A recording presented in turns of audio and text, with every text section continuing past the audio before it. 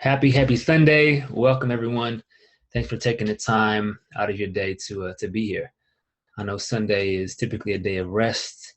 And so my intention with all of these, and especially today, is to have this be nourishing and not like it's something you have to work to do, and really dive into that sacred space together today.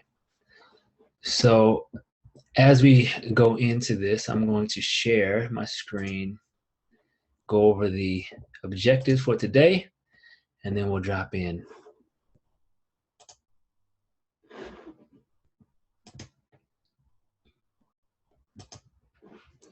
All right, class number 7. I can't believe it's already been 7 weeks, not 8 weeks, because we had a week off. The Earth element. So today's primary objectives are invitation to Earth guardianship, what that means, and what's the larger context of what we're doing and why we're practicing. Number 2, nourishing the spleen. So we're going to review some very practical tips for healthy digestion and some simple foods and herbs to help with digestion, because from Chinese medicine perspective, digestion is the primary way we get qi. So we're going to go over that. And then lastly, we're going to dive into the 3 aspects, the psycho-emotional aspects of the spleen, which are worry, trust, and faith.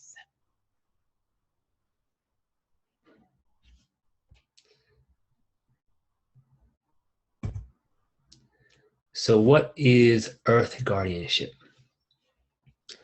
What does that mean? Take a moment and just breathe into what it means for you. Dropping into your heart, feeling your feet on the ground.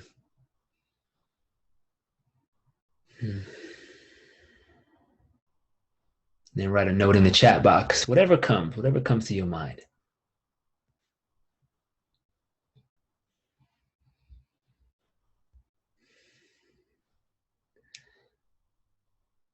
So when I was in medical Qigong school, it was 2009 when I started. And I remember picking up this book that a couple of really trusted friends recommended that I read. It was called Earth, Pleiadian Keys to the Living Library. And without going down the rabbit hole of the Pleiades, I'm just going to give you an overarching, grander perspective of Earth and where Earth sits in relationship to other galaxies in the solar system. So there are 400 billion galaxies. And for us as humanity to think that we are the only intelligent civilization amongst 400 billion galaxies is ridiculous. So I have no doubt in my mind that there are other beings that are wise and intelligent and that are actually here in one form or another, helping Earth go through this transformation and this transition. And so in this book, it speaks about Earth as a living library. And what does that mean? So Earth sits in a particular point in our Milky Way galaxy that is almost like a hub. And if you look at Earth and see the miracle of life that it is, and how many different types of people and beings and animals and plants, and it's just brimming with life. So Earth is just this melting pot where all these different soul vibrations can come and learn together, and it's this accelerated school for our soul. So that's what Earth is. And there are now, I think, more than 7 billion people on the Earth, which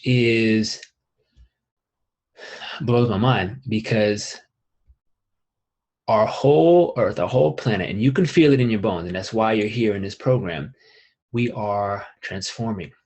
We are ascending in consciousness, and the Earth is a living, breathing being that is also ascending in consciousness.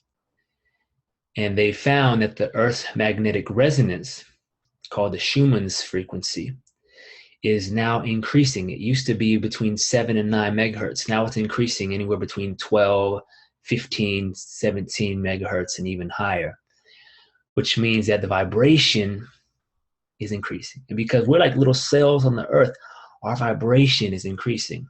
And what happens when the vibration increases? What happens when there's higher amplitudes of energy and wattage running through us?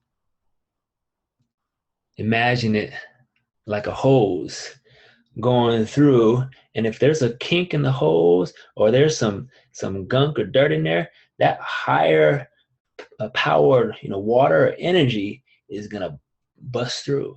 It's gonna break, right? So we're reaching a breaking point as a society and a civilization, both in our personal lives, our physical bodies. If you're experiencing physical pains and aches and you're like, what the WTF, what the heck is going on? Know that that's part of the process. And I experience intense physical pains, and sometimes I just gotta okay, God, I trust. I'm doing everything I can, and I'm not gonna make a story about it. I'm just gonna keep following what my practices and doing what I know to become more clear and conscious. So our emotions are transforming, right? And our ability to have access to greater degrees of energetic information, soul wisdom, knowledge is all here for us. So if you want to, I highly recommend this book. I think it'll really give you some great perspective of the time we're going through. It's a fun read. It's an inspiring read. And now we're going to drop in, now that we set the context.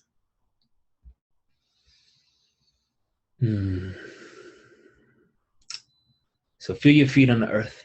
So to slow your breath. Feel your crown extend, your shoulders drop back and down, breathing down into your belly. Activating that pillar of light that you are. Feet in the earth. Belly filled, heart open, mind clear, spacious, connected to the source, the universe, the light and presence of God, of all that is. And see each one of us as pillars of light. And seeing this collective column as we enter this sacred space, calling in our higher self.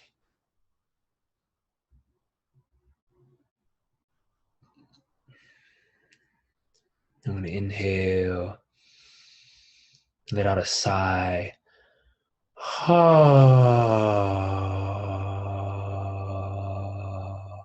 Grounding our physical body. Breathing in.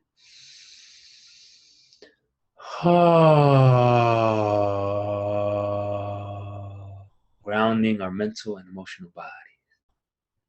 Breathing in.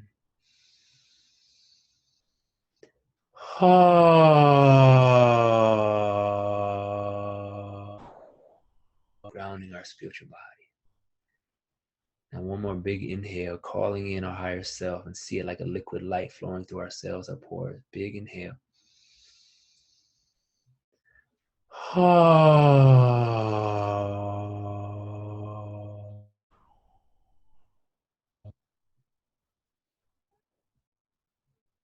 Letting go of our ego attachments. Feeling that you are in a sanctuary, a sacred space to practice. And overflowing with the energy of the universe.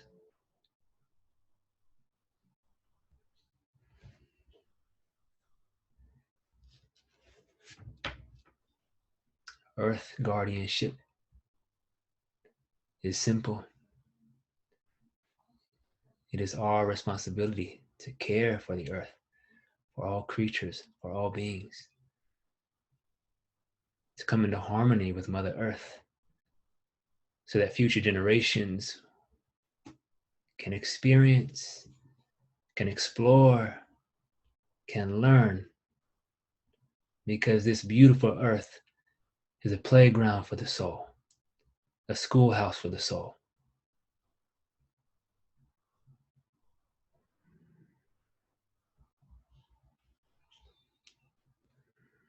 I'm going to read you a meditation from this book, Earth. Take a deep breath and send a wave of vitality and relaxation through your body, feeling that sacred space inside. And now use the breath to create a vehicle on which you can travel into your imagination. Find that place inside of yourself. Activate your imagination. Picture your world suspended in space. So see the Earth as she looks from space, this beautiful jewel reflecting and radiating light. And send that smile from your heart, from your soul to Mother Earth. Feel your connection from the very essence of your being.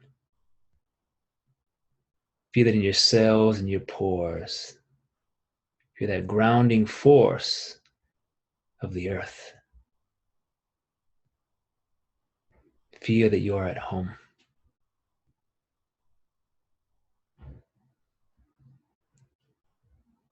Now see if you are traveling across space. See your soul like a light beam traveling across space. And see you getting excited as you recognize the Earth. You recognize it as a neighborhood, as a schoolhouse for the soul. And from your heart, send out a great beam of radiated love. And see it like beams of light, cables of light, going into the earth, piercing through any darkness, through any clouds, raining upon the mountains, the waters, the lands, the people, the animals. And then let yourself be drawn to earth as if you are skydiving from the depths of space, drifting closer and closer to earth. And as she grows in stature and size, feel her magnitude and feel Mother Earth. Feel her alive.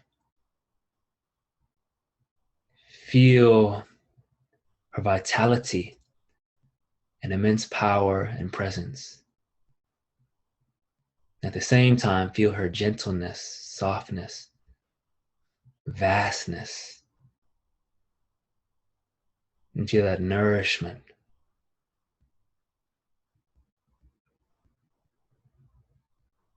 As you feel yourself being pulled toward Earth, allow her vibration to draw you from space. And imagine yourself landing like a feather, gently gliding down to the most ideal spot on Mother Earth.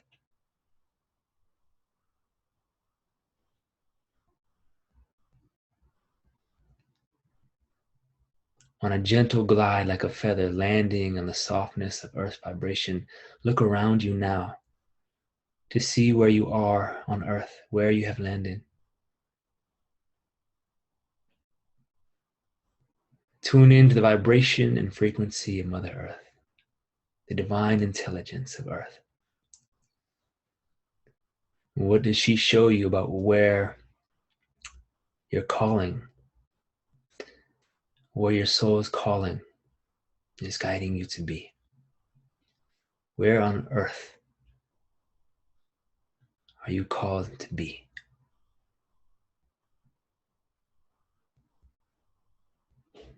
Now I'm envisioning the power spots of the globe. Envision them with me. All the sacred sites on the globe. And know that we have lived many lifetimes. And we come into this earth as systems busters, as transformation agents to bring harmony and balance back to the earth. And And feel this special location that we're in right now. Whether you're in Oakland or Southern California or some other part of the world, just feel the special quality and how you've been guided to this space.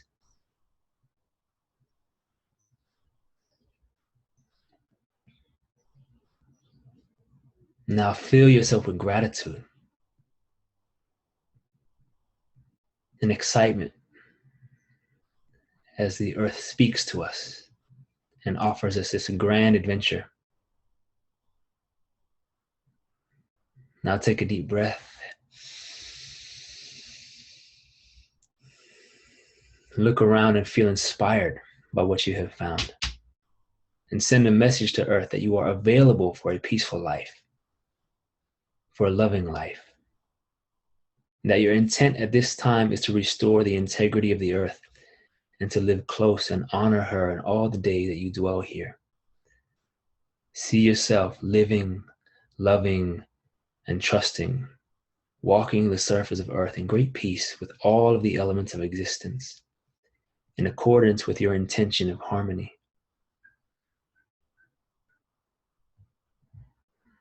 From your soul recognition, now begin walking very slowly, surveying Earth with fresh eyes, taking a deep breath and feeling what it is to truly be alive and love your home. Feel this gratitude, for it will sustain you. Trust yourself. Earth is your home.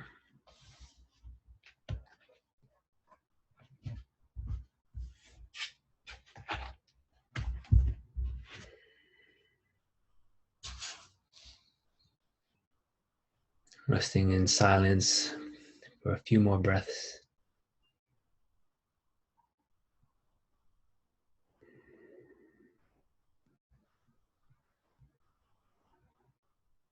Observing the sensations that you're feeling. Observing, feeling.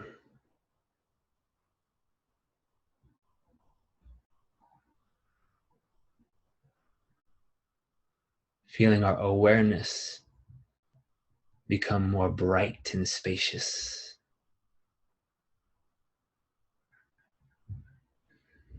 Then bring your hands over your belly, grounding into our feet, our body.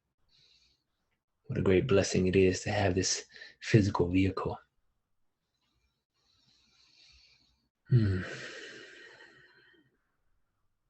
So the earth element is all about nourishment and self-care. So it starts with ourselves, extends outward to our friends, to our family, to the earth itself, to all creatures. So one of the keys for this earth transition that we're all going through is grace. And the invitation of grace, I'm going to dive into at the end of our day here when we go into our healing practice. So the one thing I'll say right now is that your life, no matter what it looks like, no matter what kind of challenges or difficulties or pain or suffering you are experiencing, it is exactly what your soul has called forth for the learning that you need right now. So one way to work with our worry is to trust. I apologize for the sound behind me. I'm just going to take one moment and close my windows, so bear with me.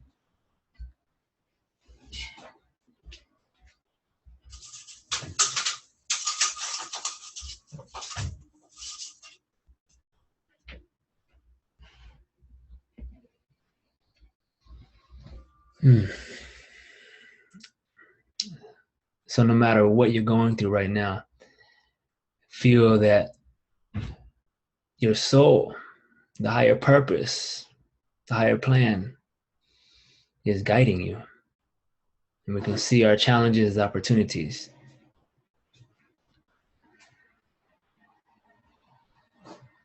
And that's what develops trust.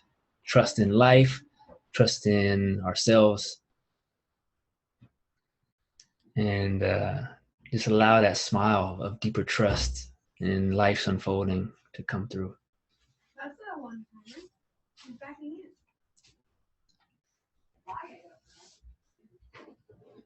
And she's really on the edge. All right. You know what? I gotta close my other window too. Hold on one sec. I apologize.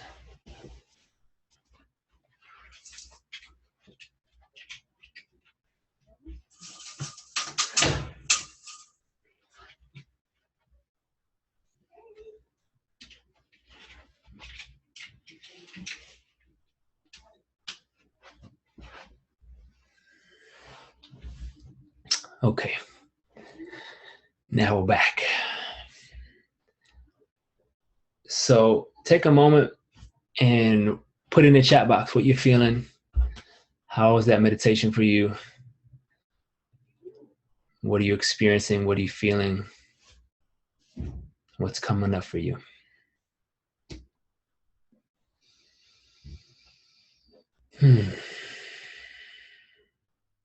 Now we're going to move to the spleen and stomach in Chinese medicine. So we have this overarching theme of our soul's purpose on earth. We're here for the transformation, and we each have unique skills in order to make that happen. So on a practical level, what is the earth element inside of our body? Well, in Chinese medicine, the earth element is at the center and is the primary source of postnatal qi, which is basically food, water, and air. And our spleen and stomach transforms, transports, and distributes nutrients, and is key in the creation of qi and blood. So when we look at our organ system, right, if our digestion is not working correctly, then we're not absorbing nutrients and we're not building blood. Our immune system is weakened. Our kidneys become weakened. Our lungs, right, don't have the proper nutrients and vitality. And it all starts from having strong spleen, stomach, strong digestion. And that means not only the digestion of food, and we're going to go into some specifics about how to improve that, but also the digestion of our thoughts and the digestion of our emotions.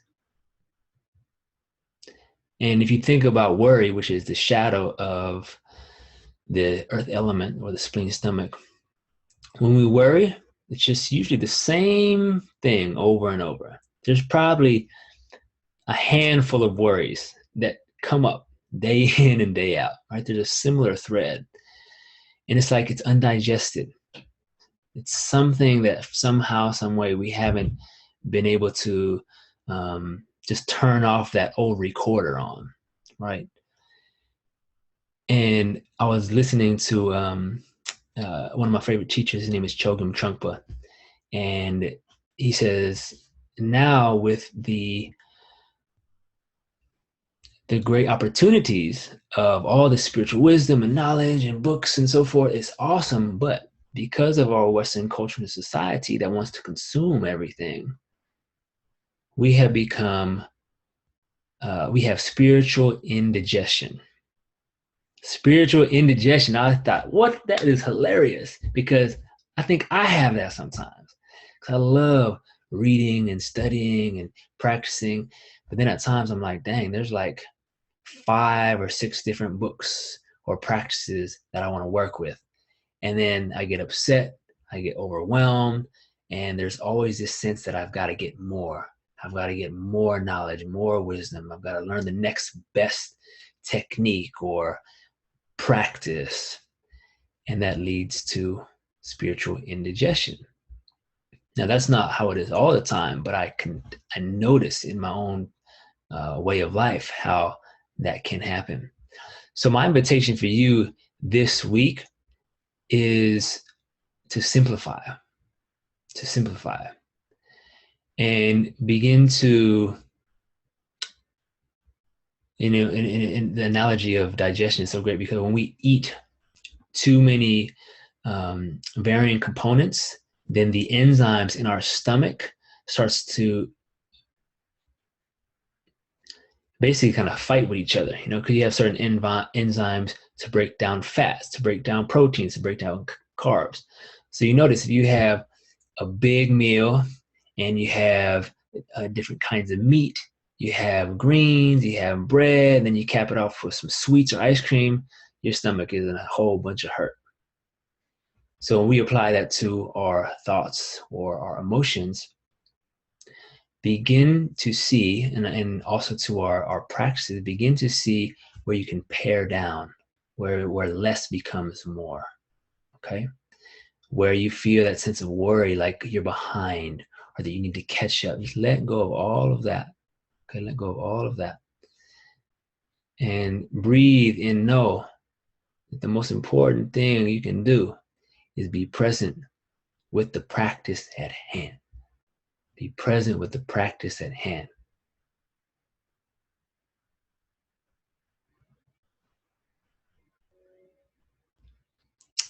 So the other part, they call it the yi. The yi. So each organ has this psycho-emotional component, this spiritual component, is connected to our intellect, our memory, and our analytical mind. So what happens when we begin to worry too much, stress, anxiety, it can affect our digestion.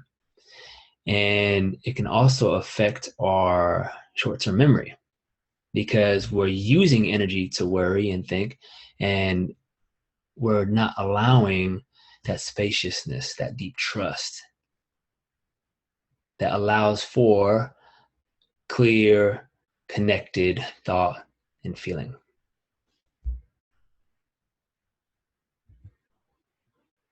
All right, ways to nourish our spleen, nourishing our spleen. This is one of my favorite quotes. Drink your food and chew your liquids. Drink your food and chew your liquids. For the longest time, I was like, I don't have any idea what that means. And then I asked one of my Qigong teachers, Dr. Johnson, and he said, drinking your food means chewing it long enough until it becomes like a liquid in your mouth. And there's like, you can really begin to feel the activation of those enzymes. So drinking your food means chewing a number of times. And there was another teacher who said, if you chew at least 50 times, that's one of your keys to enlightenment. I was like, what? And in a nutshell, it's like that ability to stay present and conscious and slow down is what enlightenment is, right? And there are two types of enlightenment, right? There's the non-abiding enlightenment, which means we have these tastes of awakening, these tastes of oneness. And then abiding enlightenment is when we've reached that capacity and we feel that presence on a regular basis, and it doesn't leave. Now, when you are chewing your liquid, what does that mean? What does chew your liquids mean? It means give yourself time when you're drinking your water to let it kind of just swirl in your mouth for a moment, so you're actually allowing the hydration. Because if you just guzzle a bunch of water, you're actually not giving as much time for that hydration to be absorbed into your body. So you want to take your time drinking as well. So the top herbs to help your digestive fire. One is ginger. I put ginger in all my smoothies because it's a natural anti-inflammatory and helps with aches and pains. And you can actually brew ginger tea. They call it fire water. And if you're interested in that, let me know. I can give you it's a very simple recipe for helping aches, pains. Another one is turmeric, which also has similar anti-inflammatory capacities and pain relief. Now, cinnamon is also really good and helps balance blood sugar. And if you notice, ginger, turmeric, and cinnamon all have a kind of like warming, kind of almost like spice kind of energy, even though cinnamon's obviously got a little more sweetness to it. So those three, super, super good. And you can put them on most things. You know, your savory dishes, you can add ginger, turmeric, even a little cayenne. With your more like cinnamon, I love putting on if I'm having cereal in the morning, or I put it in all my smoothies because it helps that absorption of nutrients. And those three are a regular part of my diet. The other is peppermint. Pepperment's super good for cooling and cleansing the lungs, and also has some anti-inflammatory qualities. The other important piece is probiotics, because we want to build the healthy gut, the microbiome in the gut, the healthy bacteria that helps with digestion. And there are a couple brands that are really good. One of my favorites is called Good Belly. And you know, you can go to your local natural food store and ask them about probiotics specifically, you know, for you and what you need. And then the other one is healthy fats. So avocado is one of my favorites, and coconut oil is one of my other favorites. And these healthy fats are super important because they coat our stomach, and they also coat our joints, our ligaments, and help with healthy skin and hair. So we want our organs to be smooth and supple, and healthy fats helps that. Some other keys to healthy digestion. One is eating at regular intervals, because our body begins to expect these things. And then it's like those stomach enzymes already begin to activate in expectation of food. Having regular exercise and hydration, super key. The other one is high fiber. So organic whole grains, deep leafy greens, legumes, all those are really, really high in fiber. Also avoiding excess caffeine and alcohol, which can disrupt our digestive process. Or if you drink too much water at a meal, it kind of dilutes the digestive enzymes. So stay hydrated, but don't guzzle a bunch of water before or during your meal, okay? Save it to maybe about 20-30 minutes after your meal, or about 20-30 minutes before your meal. The next one is eating slower. All right, I just talked about that. Chew until it's liquid. Be mindful. Be mindful. The next one is belly breathing. So as we do the belly breathing, which you guys are all professionals at now, it nourishes our organs and helps us to, you know, manage stress, which is the other component that really disrupts our digestion is stress and anxiety. And the other one, my most favorite, is bless your food. Take that 30 seconds to say a blessing and just energize your food. So this is what I do. I rub my hands like this. I say, thank you for this food. May it nourish my mind, my body, my soul, and fill this food with light, and transmute anything that is not in alignment with my body and my nourishment. And then I just go. I know it's going to sound woo-woo, but this really, really works. And in fact, I've noticed when I did a test run with a friend of mine, where we did it with tea, because tea or wine or liquid, you can really feel and taste the subtlety. And this is something that we can do together in the future, maybe at the retreat or something. But needless to say, what I did with my friend, we blessed one cup of tea, and it was the same exact tea. Blessed one tea, just let the other one chill out. We both tasted it, And the one that we blessed was sweeter. I kid you not, the one we blessed was sweeter. Right? Everything's vibration. And if you've seen the work from Dr. Emoto, where polluted water particles transform into beautiful crystals through prayer and intention, then that verifies it right there. And at another point, I was at a friend's house and we were eating blueberries. And in our ravenous hunger, we didn't wash the blueberries, and later found that there was, a little bit of mold on there.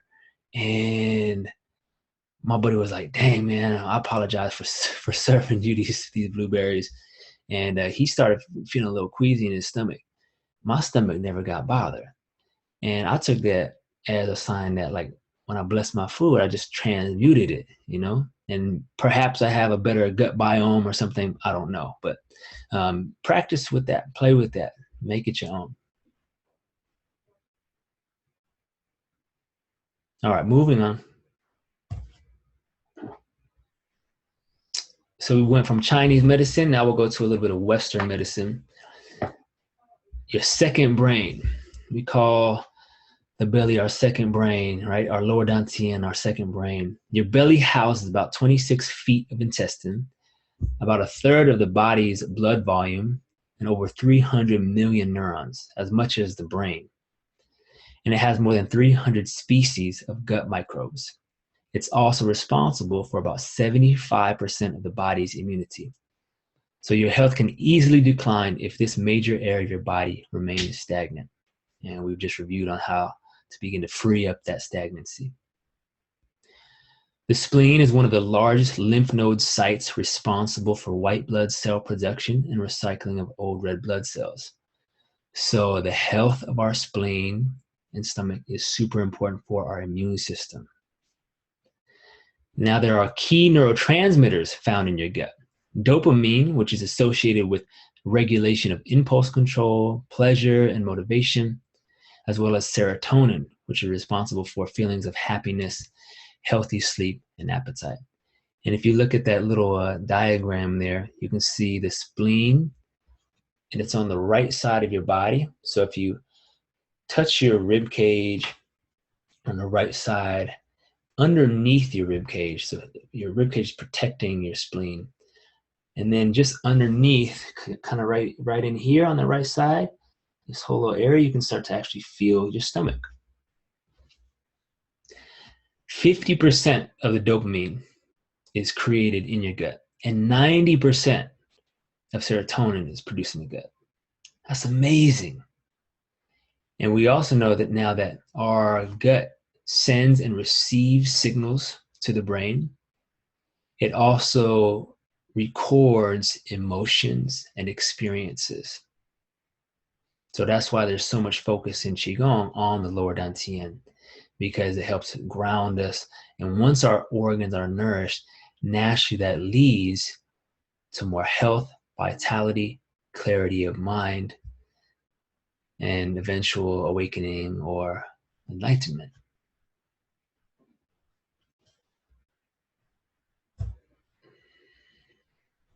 All right, so before we go to the emotional transformation of worry, I want to review the sound.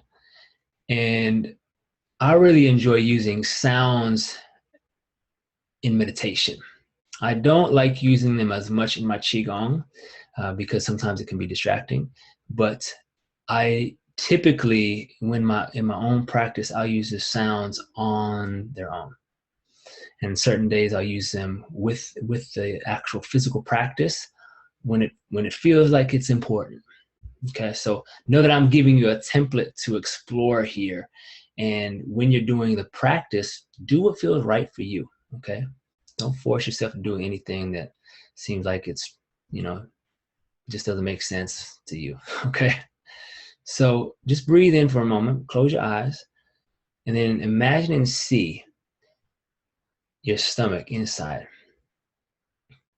And then bring one hand over that kind of right side area. And begin to breathe in light from your palm into your spleen and your stomach.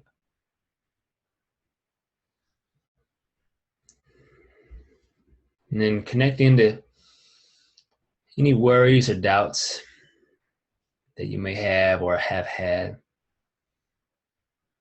And the sound we're going to use to help move the chi, both increasing our digestion and cleansing our worry, is who, W-H-O. It's either who, actually we'll start with the who and then we'll try the ho afterwards and we'll see what resonates most strongly for you. So one hand on that right side, just to the right of the solar plexus, feel the vibration. We'll do 3 times doing who, okay? Here we go. So inhaling golden light. Exhale,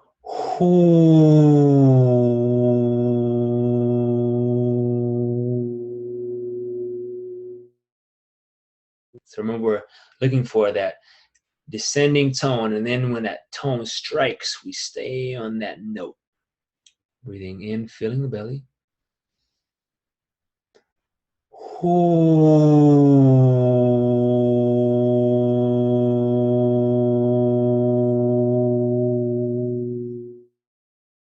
Cleansing, letting go.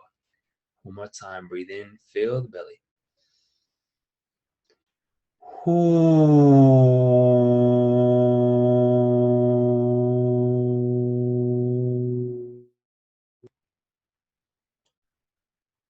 Now remember to gently lift on the perineum to create more vibration.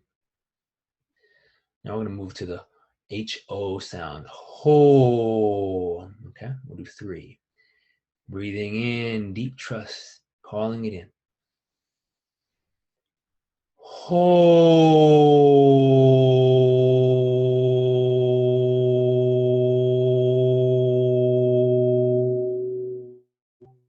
Letting go. Breathing in. Ho.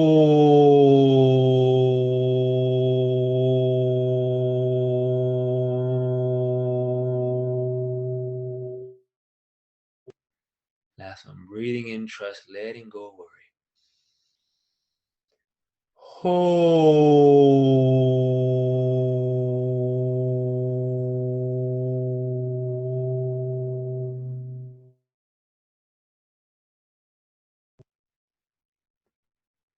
Now you can bring your hand down to your legs, rest, and breathe into your dantian. Observe and feel.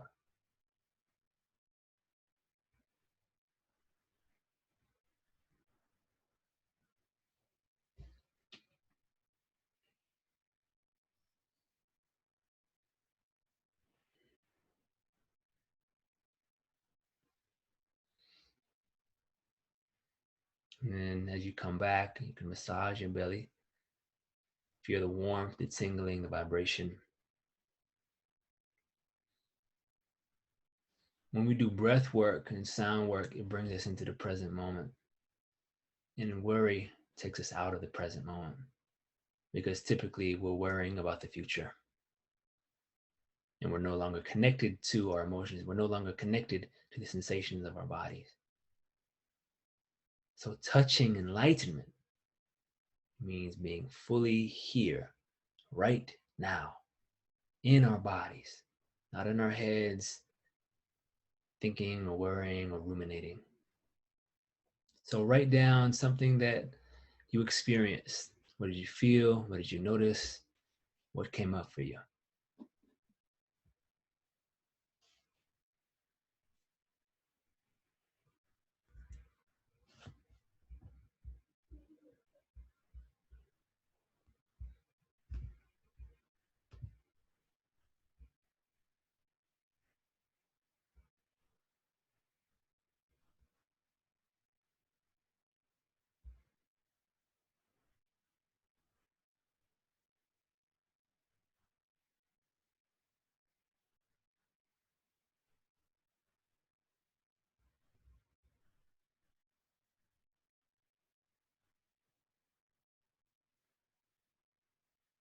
Good. Able to feel the vibration inside. Excellent.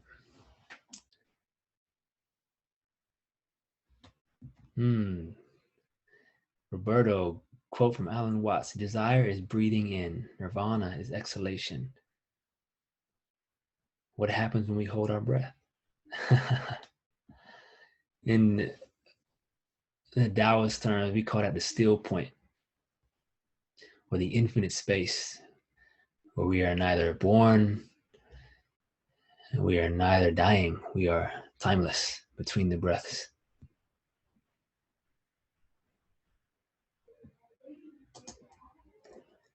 All right.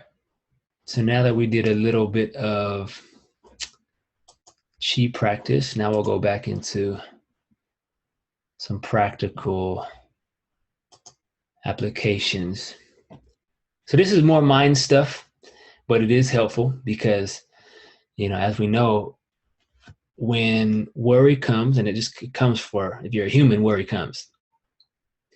And the first thing is mindfulness, noticing when it comes and how to create a new conversation with ourselves and breathe and become present. Okay, I'm worrying. All right, here it is. So, number one, distinguish between solvable and unsolvable worries. If a worry pops into your head, start by asking whether the problem is something you can actually solve. Okay. And you can ask these questions. Is the problem something you're currently facing rather than an imaginary what if? If the problem is an imaginary what if, how likely is it to happen? Is your concern realistic? If it's not, breathe and let it go. Can you do something about the problem or prepare for it? Or is it out of your control? So as an example, if you're worrying about a presentation or you're worrying about a meeting or a particular event that's coming, do what you need to do to feel prepared.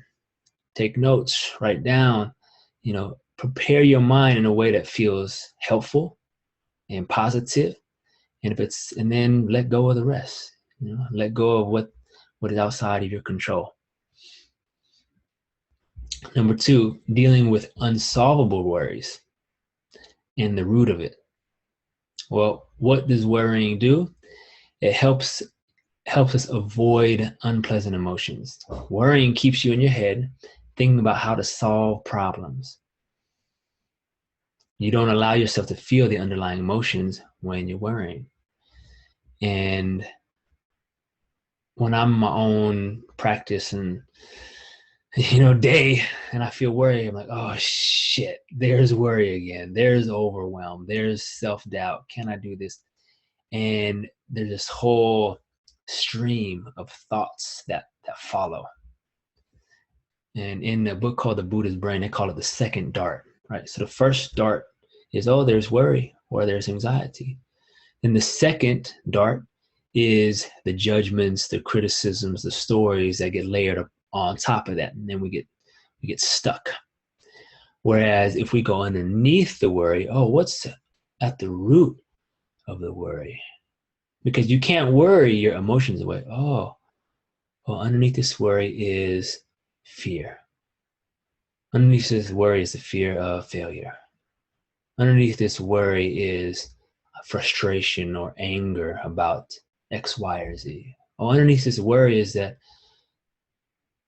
I'm sad that this thing has happened, or whatever the case is. So the other piece of the puzzle is also when worrying comes up, right? Not telling a particular story or trying to fix it, but just being with it, just saying, oh, there's worry. There's something underneath it. And actually, many times you'll find that there's nothing underneath the worry. It's just an old program, okay? But that's one way, and I'm sure you've met people like that constantly plan and prepare and can't let go of control. And they're in a constant worried state, in a kind of a frenetic state, which takes them out of the present moment, which disconnects them from their emotions, and creates a life of trying to control situations, trying to control others, and wasting a lot of energy on worry. So the key, Take a deep breath. Feel what you're feeling. Let go of the stories, the judgments, the doubts. And it's not easy, but with practice, with our mindfulness practice, with our breath work, it becomes easier and easier. And those opportunities, in our day to feel great, to feel grateful, to feel open, to feel trusting, become more natural. So number 3, stop worrying by questioning the anxious thought. So sometimes this is what I'll do when it comes in.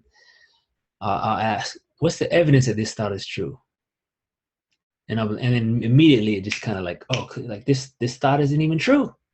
It's not even true, right? And then I just start to laugh at myself. And sense of humor helps to break that worry, right? Worry becomes so serious and so heavy, and then we just shake it off. And the other thing, I didn't list in here, but when worry starts to come, I know I'm stuck in my head. I just get back in my body. So I'll do the shaking, right? The energizing, the tapping. And then I'm back in my body. I'm back in my present moment. And then I'm focused again, right? Or I'll do some stretching or a short Tabata, 4 minutes, and just get my heart rate up, something to shift that state, right? Because this is all heady right now. This is all coming at it through the mind. And the other way is just coming at it straight through the body and the breath. So a couple other ways to work with our worry in step number 3. You can ask, is there a more positive, realistic way of looking at the situation? That one's a key one. What's the probability that what I'm scared of will actually happen? Usually it's actually a very low probability, and we're just playing out worst case scenarios. And then we just start drowning in worst case scenarios that don't even exist, right? Our imagination is so powerful. I can't emphasize that enough. Our imagination is so powerful. We create worlds with our imagination. What world do we want to live in? What world do we want to create? So start asking, is this thought helpful? Because if it's not helpful, let it go. How can I reframe this? What would I say to a friend who has this worry? Right? So when I treat myself like a good friend, that oftentimes really helps whatever I'm going through, because I'm often more kind in my words to my friends than myself for whatever reason.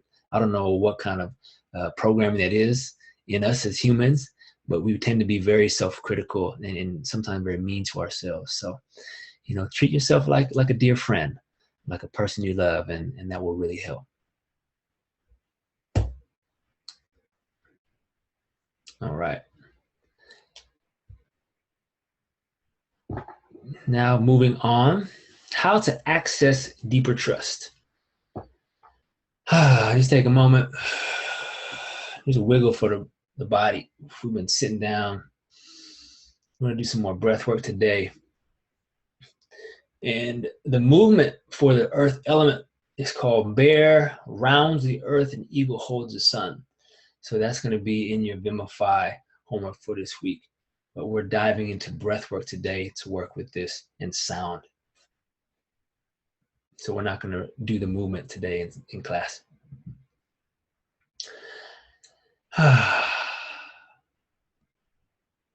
How to access deeper trust.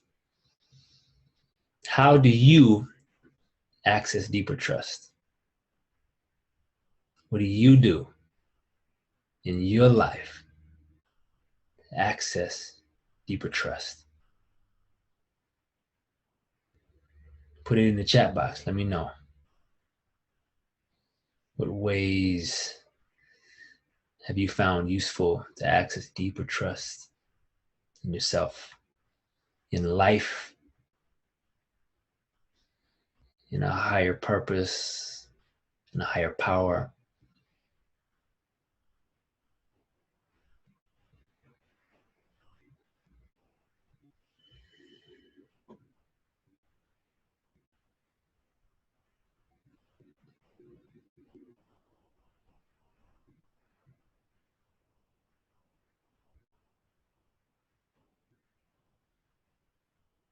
The first, and probably the most important, is to accept uncertainty. Is to accept uncertainty. The only thing that's certain is change. And we accept uncertainty as a friend, we begin to ebb and flow with opportunity.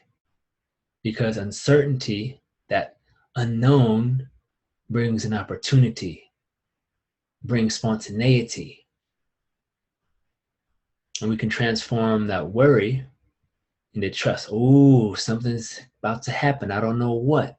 I don't know what it's going to look like, but I know it's going to be awesome. I know something's going to change. Something's going to happen, right? So when we accept uncertainty as our friend, then magic comes. And we're able to embrace the change. We're able to embrace the change, which is number 2. Embracing the change. And letting go. Right? Now, the other aspect that I feel is one of the harder things for, I think, just as a human being, you know, it's sometimes hard to see our gifts. It's hard. I don't know why that is. And we just got to laugh at ourselves and forgive ourselves. But trust comes as we honor our soul's gifts and passions. So, you know, even take the time this week to just write out a list of your passions. What lights you up? What lights your soul up? What do you feel are your gifts? Whatever that is. And it's also a cool exercise to ask a friend or send an email asking a couple friends, you know, what do you feel are my gifts? I want to help understand myself more clearly and get a greater perspective.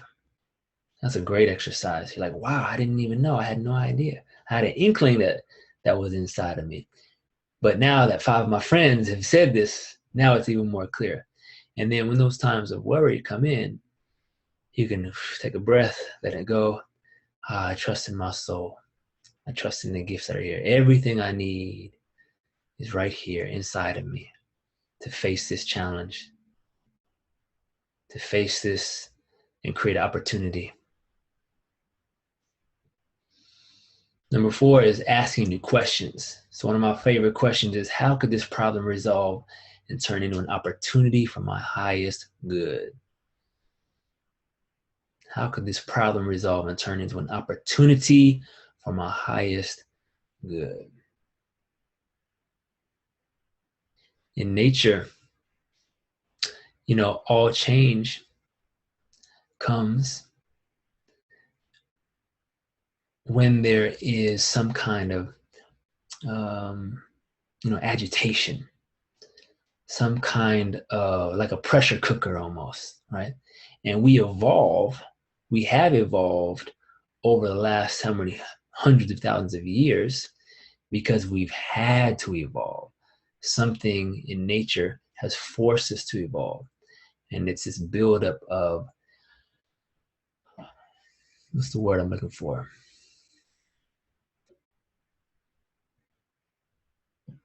What's coming into me in this moment is evolution continues to create more complexity. So if we look at the single cell to multi-cell organisms, to the human body, to the earth, right? It continues to get more and more complex. And a sign that we are evolving, and if you look at the speed of information, within one day, we consume more information than in a whole lifetime, 50 years ago. Can you believe that? So we are in this very highly complex world now. And when a system is about to break through to another level of evolution, it goes through this upgrade. And that complexity then, which is kind of chaotic and confusing, then leads to new synergy, new systems, new ways of being, And right now, we are on the cusp. We are on the cusp of some of the greatest breakthroughs on our planet. Because if we look at our healthcare system, our education system, our sustainability in our environment and the way we handle business, right? It's not sustainable. And so as we speak, there are solutions being born out of this complexity to simplify our lives, to create more cohesion, more flow. And so sometimes we gotta ask those questions. How can this problem be resolved to turn into an opportunity, not only for my highest good, but for the highest good of all? Whew.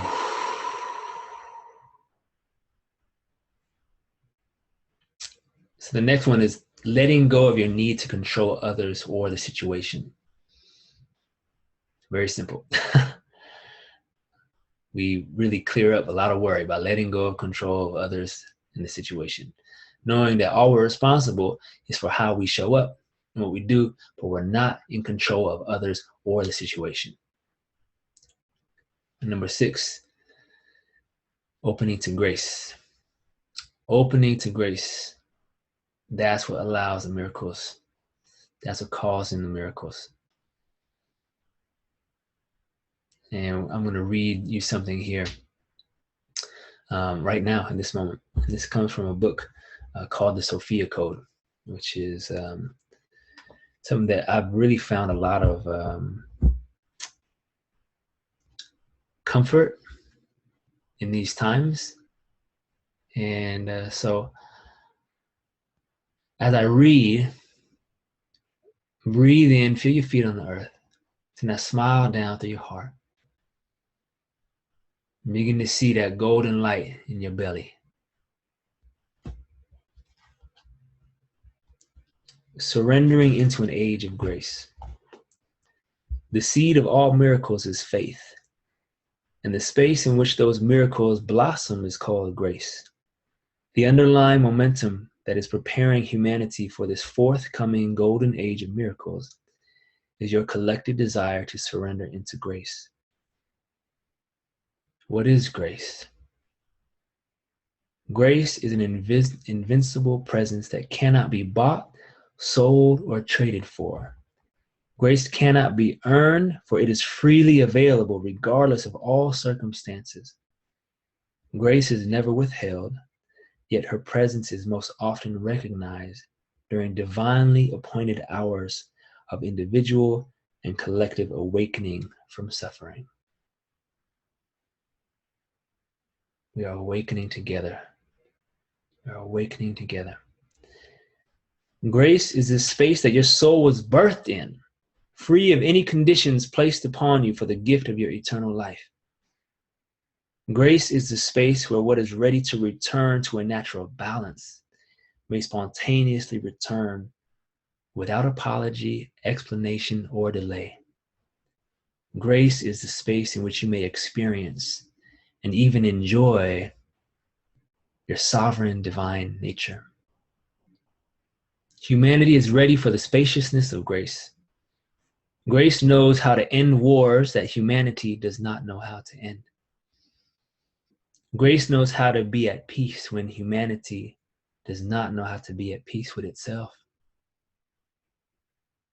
Grace knows how to forgive when it feels unforgivable. And grace also knows how to love what feels unlovable. Grace is the sanctuary of space from which quantum solutions arise that end the need for all suffering. Grace allows for the seemingly impossible to miraculously appear without effort as a direct revelation of divine love.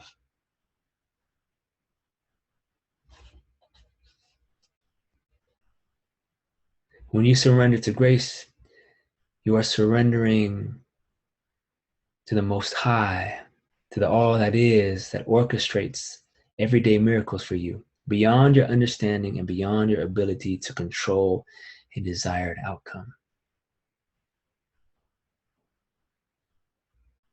Humanity's faith in itself and in a benevolent universe will only be restored are receiving the grace that humanity believes it has lost.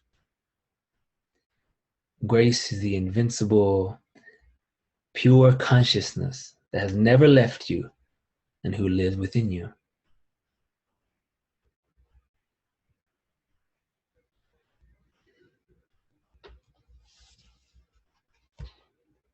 As you surrender, as you trust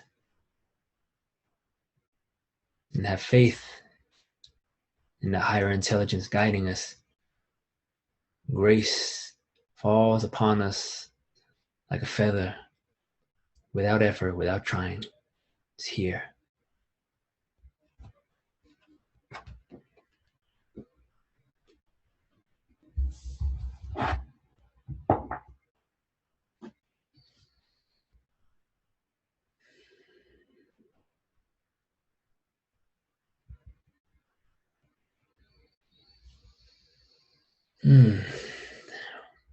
Now that we've gone through our material, we get to practice. So we're going to use that Tummo practice that we've used from class last week, building the inner fire. Remember that this breath work drops us into the still point, what the ancient Taoists called the Wu Ji, the infinite space, the void from which all creation manifests. And so when we gather as one heart, as one mind, with our focused attention, miracles occur. And there's a lot of science now behind the power of collective consciousness, focus, and prayer.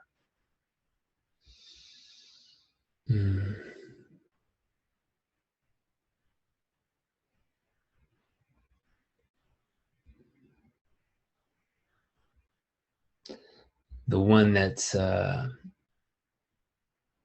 feels important to share is called the Maharishi effect. And in a nutshell, millions of people in Washington, D.C. did this form of transcendental meditation, is what it's called.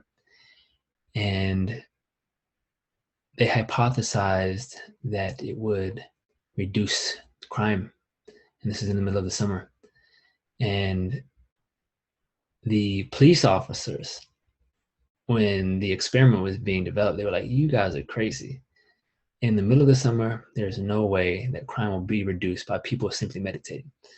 And it worked.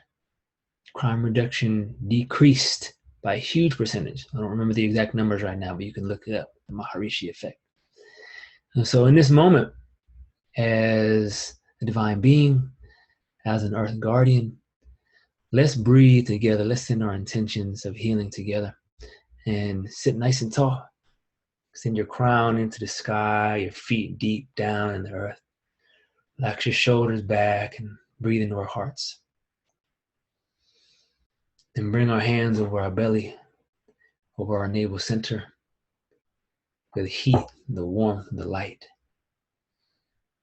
And feel that as we connect to our belly, we connect to the earth inside of ourselves. We connect to all beings everywhere.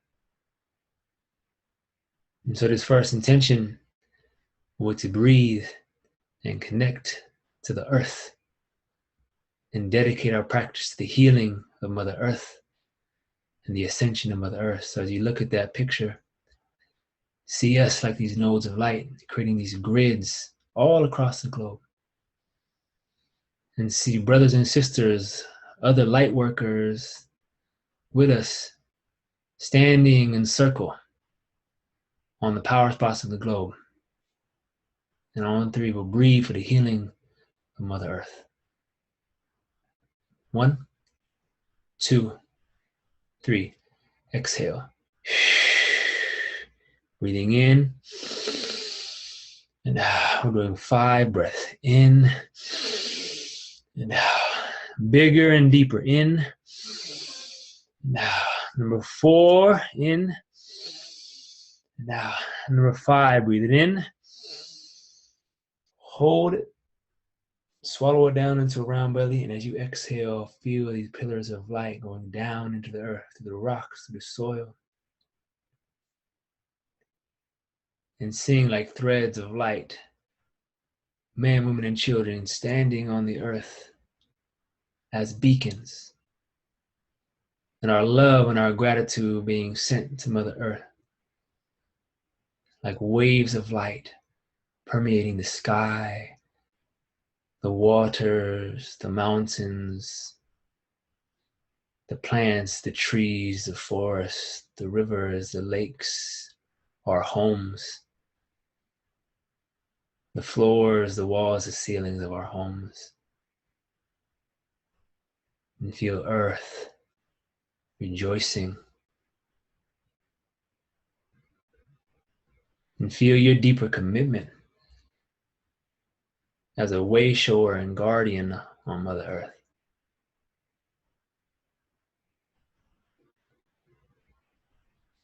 On 3 now, we're going to breathe and help clear out any old residual worries or doubts about our abilities to stand for our truth, to stand and trust in our abilities.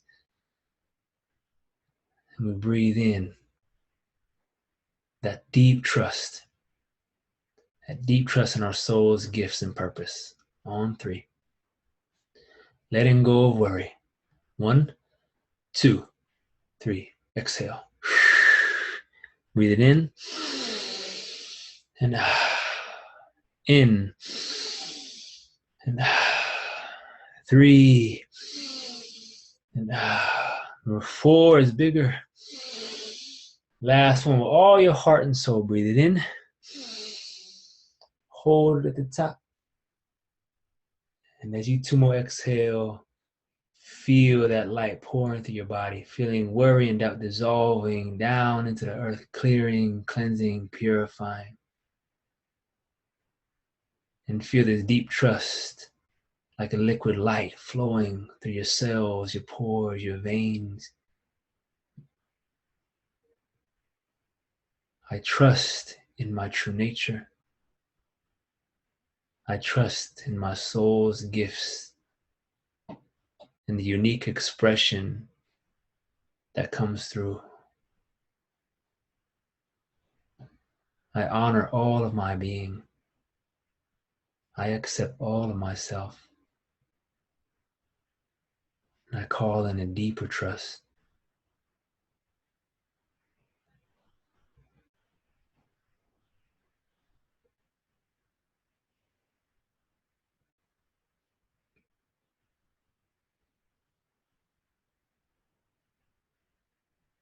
Resting in stillness.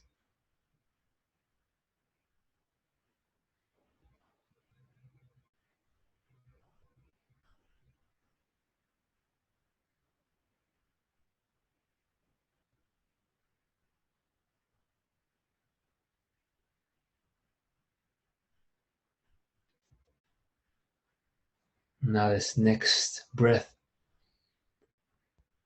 we breathe and begin to see our world, our earth. See the new systems of education, of business. See these new systems that are created for harmony on earth. See the resources that we need.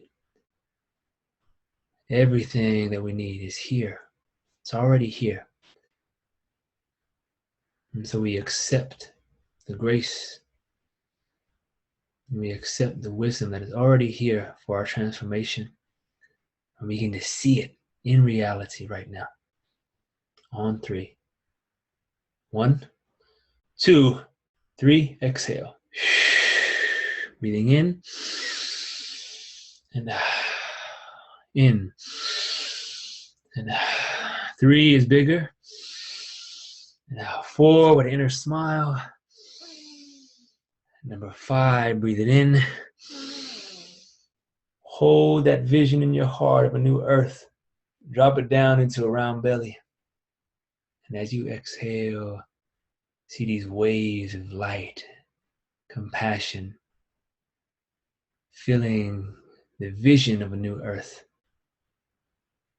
new systems of economics, education, where children are taught how to meditate, how to access their creative gifts, how to be one with nature.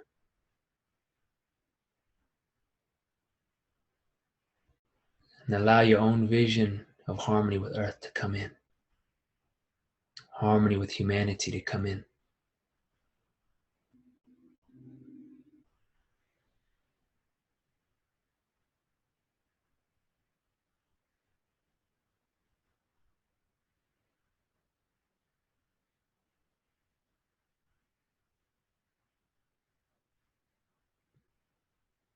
This next breath, we ask Divine Mother, Heavenly Father, to amplify our breath, our prayers, our intention, to help guide our hearts.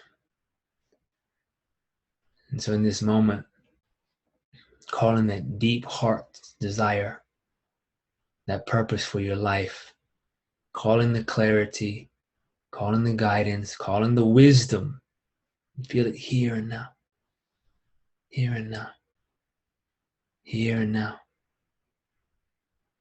On 3.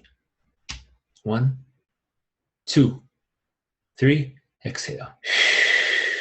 Breathing in and in and in. Number 4, bigger. Number 5, as big as you can. Breathe it in. Hold it in your heart. And see you like a phoenix rising from the ashes, filling with grace. Seeing your purpose become more clear.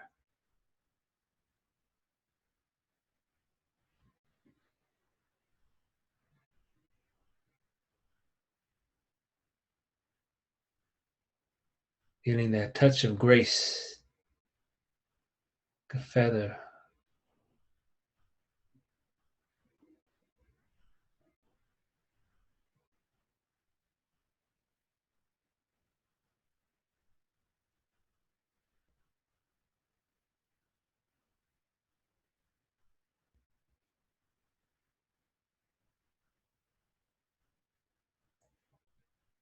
After you've exhaled all your air, breathe into your belly.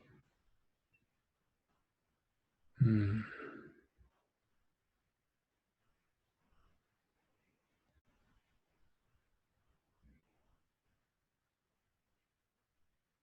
of the most important things we can do for healing is forgiveness. And so breathe into forgiveness of someone, something, some situation. First person, first thing that comes into your mind's eye. And we're going to do 10 breaths this time. And breathe to forgive, to let go. And to allow that energy, those energetic cords of any resentment or negative emotions to be released from your physical body, your tissues, your glands, from your energy body, and released back to source. Freeing you both. On 3. 1, calling in your higher self with love, support, and grace. 2, 3, exhale. Breathe it in. And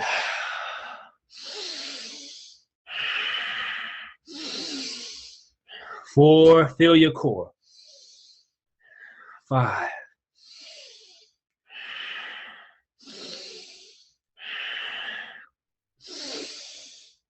Number 8. 9, slow it down. And number 10, with all your soul, breathe it in. Drop it down into a round belly. I allow myself to forgive. I open to forgiveness. And see these clear cords of light being released into the sky, returning to the source of creation, returning, returning, returning.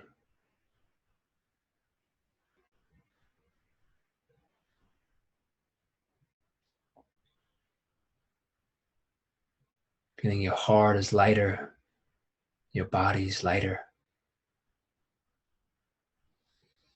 Your soul is freed.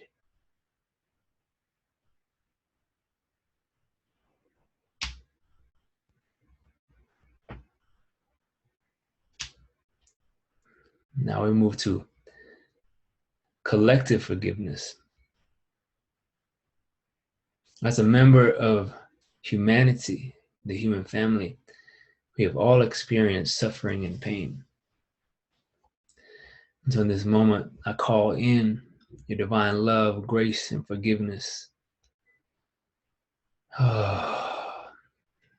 We forgive all the atrocities of humanity. And we know what a precious gift this life is. And we know that when we come from a place of hurt and revenge, nothing is resolved and it only creates more pain. So allow, open to forgiveness on behalf of humanity, on behalf of those in darkness and those in illusion, in ignorance. We breathe and forgive. On 3, clearing the darkness. 1, 2, 3, exhale. 10 breaths, breathe it in. And out, full forgiveness. Now, in. Now, clearing our collective karma. Clearing the fear from our DNA. Number 6. Number 7, bigger. Number 8, deeper. Number 9, slow it down with forgiveness in our hearts. And number 10, with all our soul, breathe it in. Hold it for a moment, swallow it down. And as we exhale, see this column of radiating light, sending forgiveness powerfully to every man, woman, and child, to all beings from the past, present, and the future, healing all negative vibrations and emotions, calling in forgiveness of our shadows, to see the reclaiming of our gifts, the reclaiming of our essence, getting the gift of life.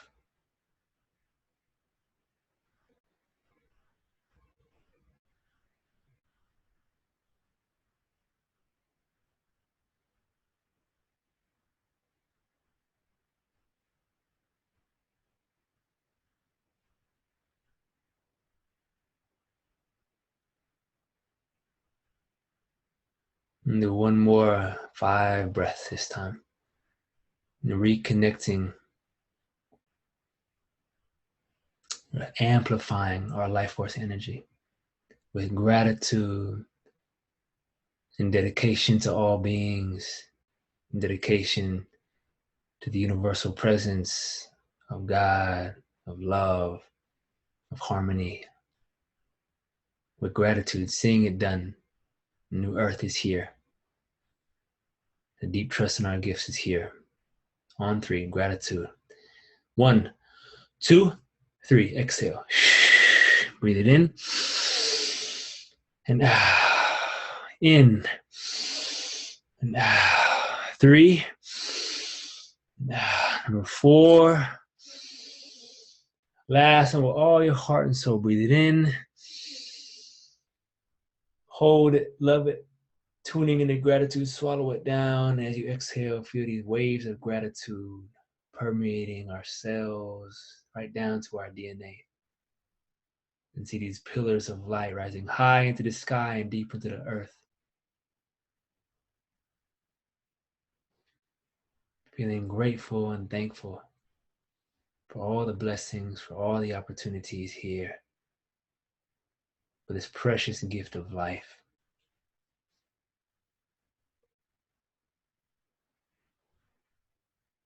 Feeling the new codes and new grids of light are here, anchoring them through our physical body into Mother Earth.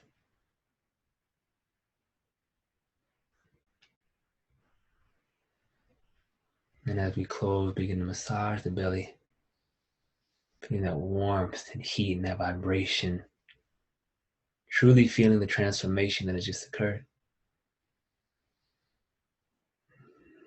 Knowing that our brothers and sisters across the globe can feel this.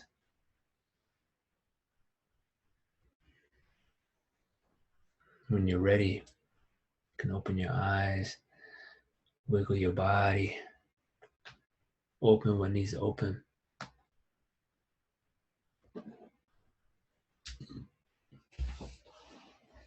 Have a wonderful night. I'm going to stop the recording, and then those of you who are still here, we can chat.